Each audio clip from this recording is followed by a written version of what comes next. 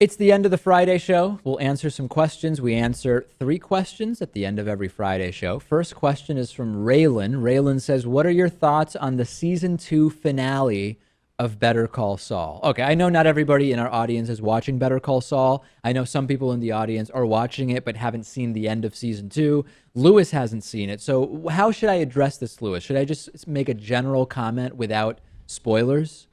Please be as vague as you possibly can. I have not seen even the first season. Okay, so, good. Yes, please don't. No spoilers. I really like the Better Call Saul series. I think part of liking it is that I just loved Breaking Bad, and anything that's in that universe, I'm just interested in. Although I recognize that it's probably not at the same caliber as Breaking Bad, although it's very, very good. My thoughts on the ending, and I think I can make a very definitive statement, Lewis, about the finale of season 2 without actually giving anything away to people who have not seen it or are getting closer to it. I believe that certain story elements were very quickly introduced in the second to last and last episodes of season 2 to, number one, wrap up some elements of the story in a sort of neat way, and as related to that, to get set up for season 3 and the direction that the writers plan to take season 3. So, if you've seen it, that will resonate with you. If you haven't, I'm not giving anything away.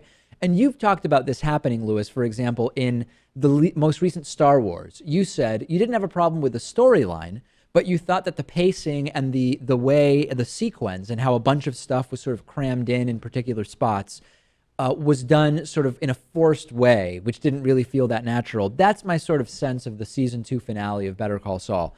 I like the show. I like the story. Very good actors in it. Jonathan Banks is fantastic. Michael McKean is fantastic. Of course, Bob Odenkirk is good, although I don't think he's the best actor or character on the show. But my sense is that there was sort of some tie-up done very quickly in order to set up season 3, which hopefully will be good. You never know, right? Yeah, I am very interested in it. I was also a huge fan of Breaking Bad. Yeah. And it took me a long time to finally start watching Breaking Bad. Right. But the good thing about waiting is that if I wait long enough for this, I won't have to wait for a new season. Right. I could just start watching when the whole thing has finished. I get that, but part of what I like about these shows is the sort of shared experience of talking to other people who are going through it at the same pace, you know? And like, okay, the show is tonight. Even if you're DVRing it or whatever, within a couple days, people are sort of at the same point. I like that. Mm-hmm. Yeah, I haven't actually. What show was it that we were doing that? That like I was talking to you about what was happening in the show. House of Cards. House of Cards, right?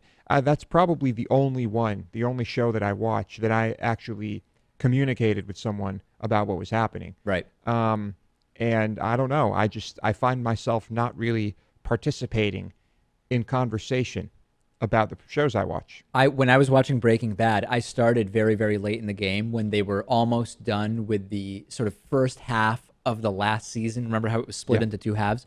And I had to really avoid Facebook because people would go, oh, why did Skylar X? And I was like on season 4 or whatever. And it would have been great to have been caught up at that point. Yeah, that's what I'm experiencing with Game of Thrones right now. If I watch it on Monday, I have to be very careful what happens during the day on Monday when I'm on social media or any website for that matter, because anything can happen.